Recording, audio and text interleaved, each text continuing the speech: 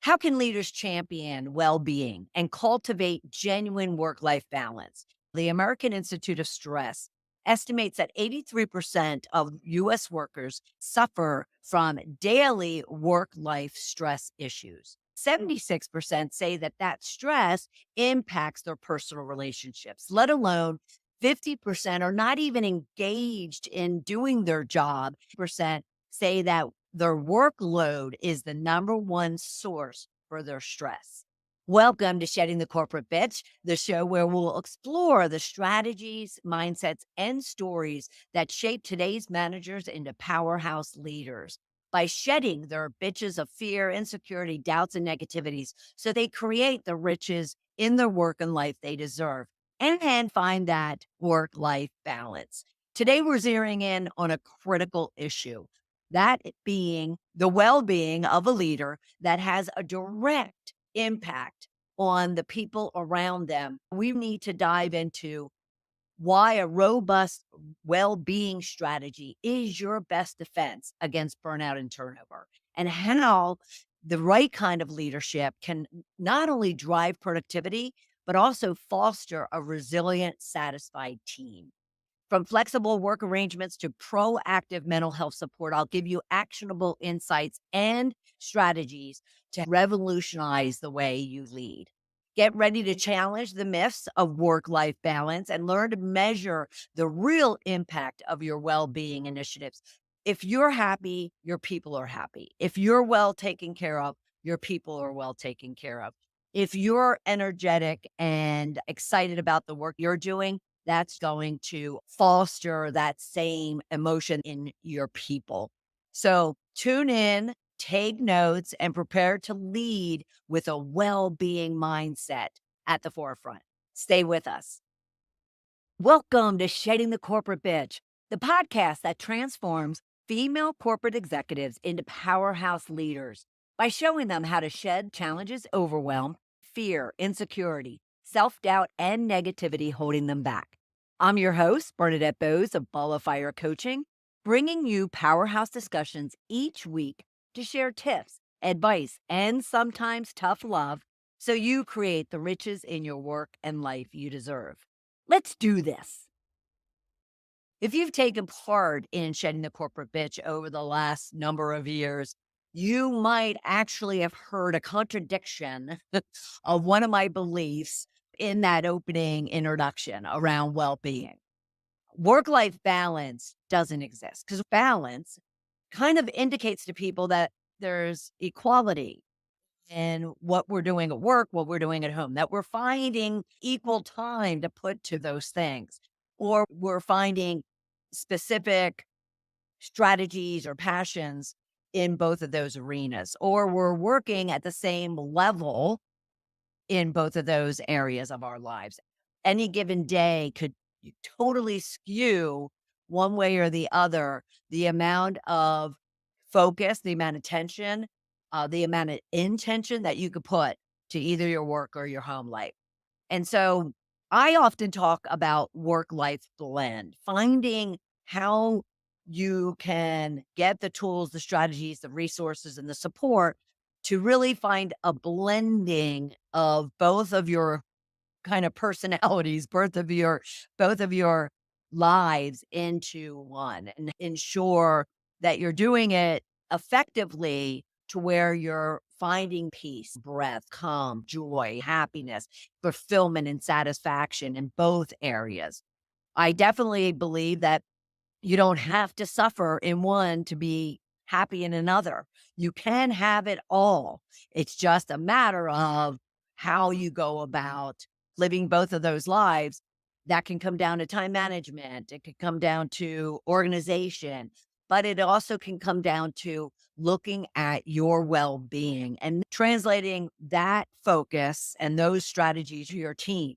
Because again, if you're happy, they're happy. If you're fulfilled, they're fulfilled. If you're really coming at the work with excitement and energy and optimism, then that's what your people are going to feel. And therefore, that's what they're going to contribute back to you. So I really want to provide you areas of focus that you should pay attention to, work on, and then assess and measure and track not only for yourself, but for your team. So we'll talk about 8 areas of focus for you when it comes to finding that well-being and therefore that work-life blend. After all, your people are your number one asset. Without them, you can't accomplish your goals and your dreams. You can't accomplish even your business metrics. So you have to really consider the fact that if people are your number one asset, you know that without them, you can't achieve, then putting your and their health and their well being front and forward in your strategies, in your plans, in your reporting is going to be critical. And in turn, you're going to lower absenteeism, you're going to increase productivity, you're going to improve retention, you're going to, put a halt to attrition. You're going to overall increase manager and employee effectiveness and satisfaction. Everything and everyone is going to be far better off by you as the leader putting a focus on that. So the first thing I want you to be thinking about when it comes to that is really define for yourself, what does well-being and what it takes, what does that look like to you? What is work-life blend? Is that, the fact that you can get out of work at a certain time, the fact that you're working only a certain number of hours versus what you typically might work? Is it that you are working a flexible work environment versus something that's very stringent and strict and kind of prohibits you being creative? Is it that, it is Monday through Friday, Monday through Thursday, whatever the case might be, and you make a commitment to yourself that it's not weekends? It doesn't mean that you have certain opportunities in the workplace, such as gyms, counselors, resources, tools, and training. How is it that you define what well being and work life blend might look like for yourself and for your team? That would be the very first area of focus. Once you understand where you stand when it comes to well-being, then you can start thinking about those tools, those strategies, those resources that you can put in place for yourself, maybe be the test dummy, doing it for yourself first, and then incorporating it into the workplace. All right. So that would be the first one. And then based on that, you start promoting well-being. You start ensuring that you're setting an example, you're being a role model for your people, just like parents and children. Your people look to you and model what you do, how you behave, what you say, and what you commit to or don't commit to, what you follow through on, what you don't follow through on. They are sitting there observing you and translating that in their own behavior. If you promote well being, if you start being an example of taking care of yourself, of prioritizing that blend, making sure that time off is taken, making sure that vacation is quiet, then your people are going to follow suit. And again, that'll benefit everybody. So just consider that as part of promoting well being. But at the same time, it really requires you to be open and transparent about well being. So, having conversations, having lunch and learns, using one of your team meetings to really discuss kind of maybe you sit down and tune in and touch base and check in with your team as far as how they're doing. Now, if you are going through any type of organizational change, if you're a new team, if you're a merged team, if there's new stresses in the business, on top of the pressures of making the business numbers each and every month. Well, then be sure to acknowledge that. Be sure to account for it by talking with your teams about what they might be feeling and experiencing, and how it is impacting them. Step away from your title role and work your way into your leader role in regards to people. It'll be a huge benefit to both yourself and your team members. The first one was to define what well-being means to you. and then start promoting it and promoting it through setting an example primarily. Part of your plan around what well-being means, what it looks like, how it can be accomplished for yourself initially, as I mentioned, could be that you really have to take a hard look at the work environment, the work structure, the work hours and arrangements. I've had numerous conversations over the last several years, during COVID, post COVID, all around whether or not they were remote. Now we have to figure out if they come back full time, do they come back partially? Do we make remote a standard? I've had a lot of conversations with leaders who are resistant to changing the way that they're so accustomed to, that corporate's been so accustomed to, and that being in the office Monday through Friday, 9 to 5, without any real fluidity in that structure. We've had hard discussions about, is this stubbornness, I'll often say, is this, tight reins that you're holding on these arrangements that have been in place? Is that about you or is that looking out for your people? For instance, if you have individuals who work much better in a quiet, remote environment than a central, a lot of people, a lot of noise, a lot of need for social engagement, so forth and so on. Who's benefiting from forcing those individuals into an environment that is just going to create enormous stress for them? No one's benefiting. Are you doing it because you have this mentality that you're the manager, you're the boss, you want them visible to you all the time? You don't trust that they will do the work if they're in a remote environment. Well, the world has changed and your people have changed. Therefore, you need to change and really look at what is well-being to you and what's going to make you happy and stress-free and fulfilled in your job, and most likely it's going to be similar, if not the same, it'll be similar, to your people, okay? So, number 3 is really look at your working arrangements, your working structure and environment to determine if that's best for you, and in turn, is it best for your people? And then number 4 would be ensure that there are mental health, well-being resources, tools, training, support provided to your people. And so what does that look like? Well, it could look like beyond you setting an example, making sure that they're taking vacations and whatnot. We'll talk about that in a minute.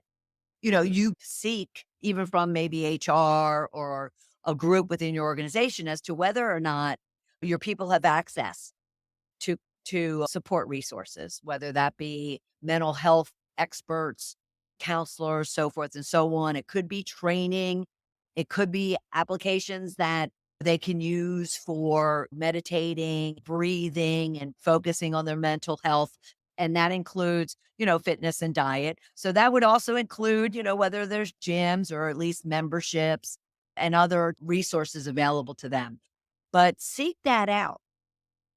You might even, if you don't personally seek it out, give them guidance as far as them seeking it out. For instance, insurance plans provide a certain number of visits or telecalls with mental health experts.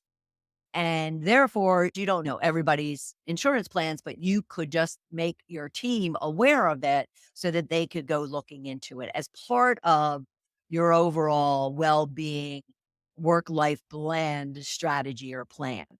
Seek out those resources for yourself and then for your team.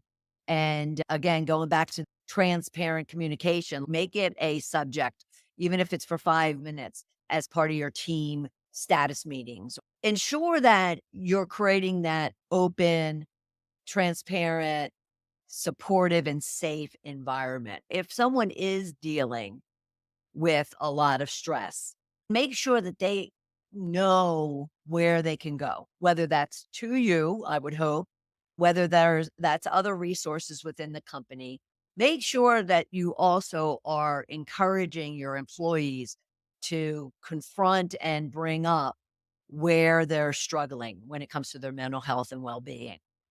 You do not want to land up on the wrong side of a experience where, you find one of your employees, if not yourself, having a physical, mental, or other type of trauma as a result of not knowing and not having that open, transparent, safe environment and culture to where they can seek help, or at least have someone to talk to work through their workload or the type of work that might be causing them stress, and understand what does cause them stress, because different people will have different triggers when it comes to stress. At work, in the workplace, it could be the people, it could be the workload, could be the type of work, it could be the guidance or lack thereof that they're getting, it could be just overall the company culture.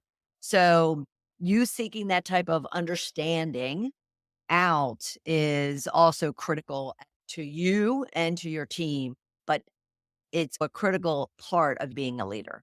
Number 6 would be encourage time off. Now, that may seem simple enough, and it's not just, "Oh, Joe, you really should take your vacations," and just kind of saying it, and then whether they do it or not, you've done your part. Your hands are clean. If we go back to you modeling it, make sure that you're taking your vacations.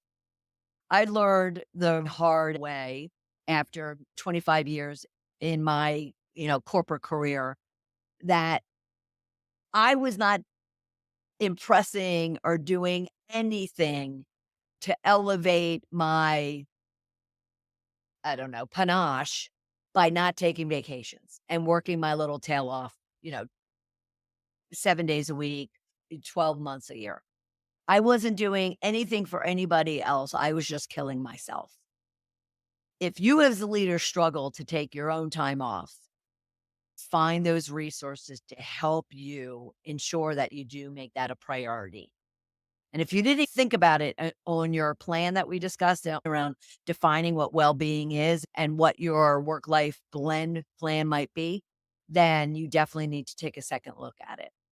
You have to encourage time off for yourself as well as your people. And I'm not just talking formal vacations or days off.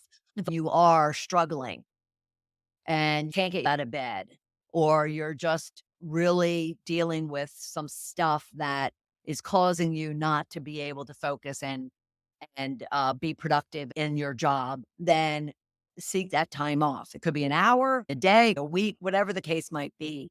Stay in touch with what's going on within yourself and your team members, and then encourage that time off. Number 7 would be, each of us have a different well-being work-life blend plan, or we should, because we're not all the same.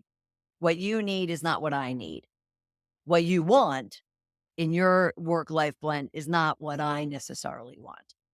Ensure that even when you start modeling and openly discussing and collaborating with your team members around well-being, ensure that you recognize that each one of them are individuals.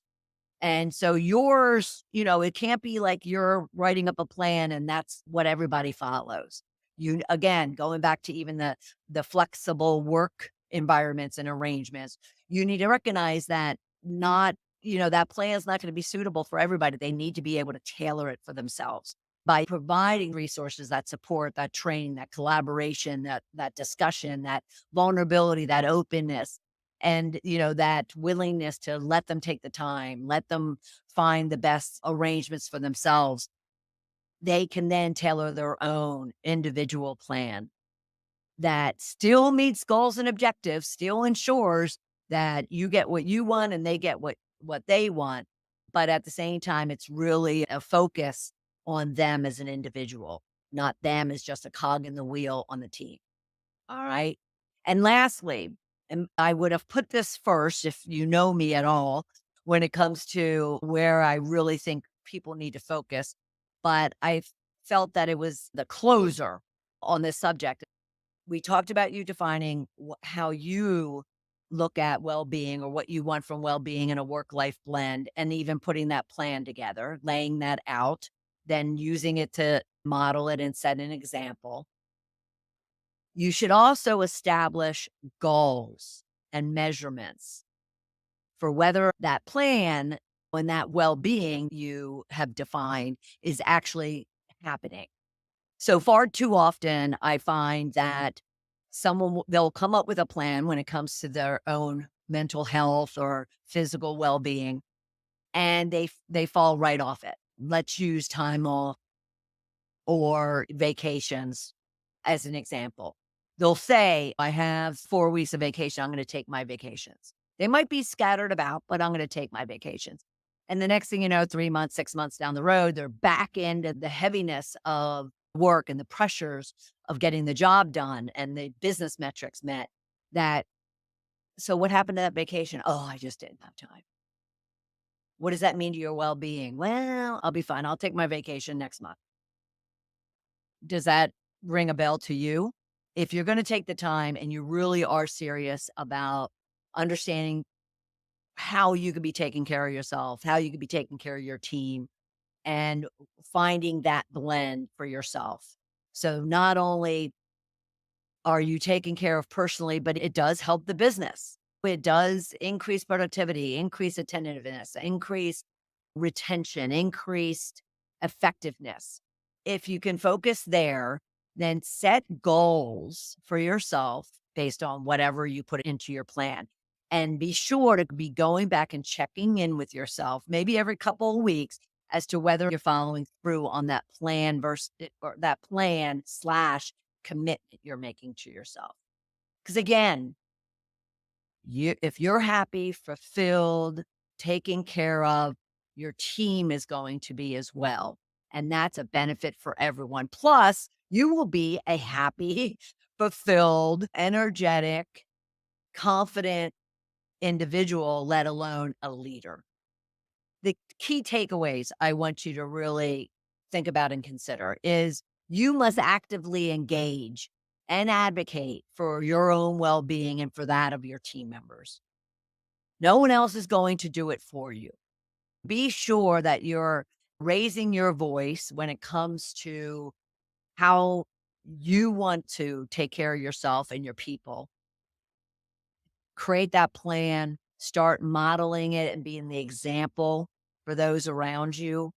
But you are going to need to be the advocate of your own well being, of your own work life blend. Okay. So that's one key takeaway I want you to walk away with. And then at the same time, please seriously consider whether or not the work arrangements that you're in right now, maybe that you're accustomed to, are really working for you and your team members.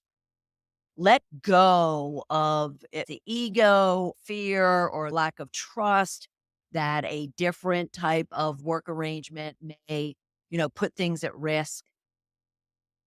You as a leader needs to be able to take those risks. So seriously consider the best and most productive arrangement for yourself and your team members. And maybe it's not you, but it's one or two of your team members that just need some flexibility. They just need you to trust them in order to improve their own well being and be the best contributor to your team, your goals, and the business as they can be.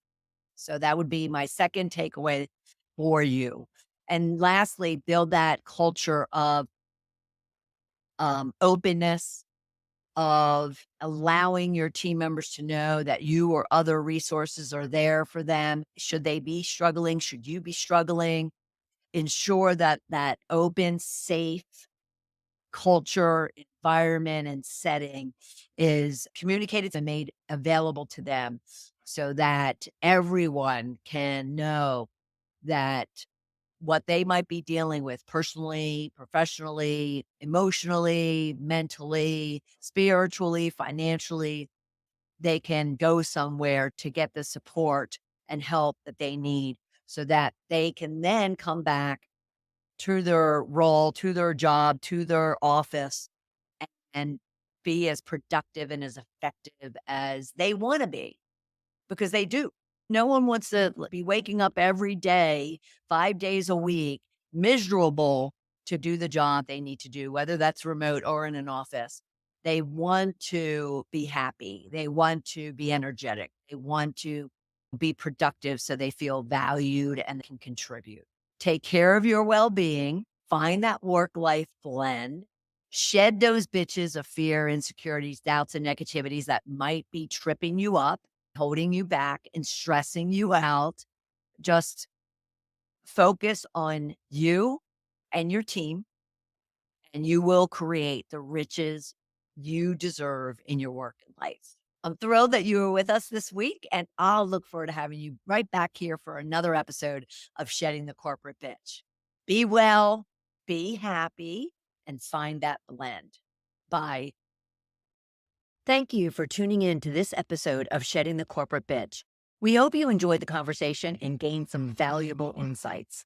Don't forget to follow us on Instagram, Facebook, and LinkedIn to stay updated with the latest episodes. If you haven't already, make sure to subscribe to our podcast on Apple Podcasts, Spotify, Google Podcasts, and our Shed the Bitch TV YouTube channel. If you liked what you heard today, please give us a thumbs up, leave a review, and share it with your friends and colleagues. Until next time, keep shedding those bitches of fear, insecurity, and doubt, and start creating the riches in your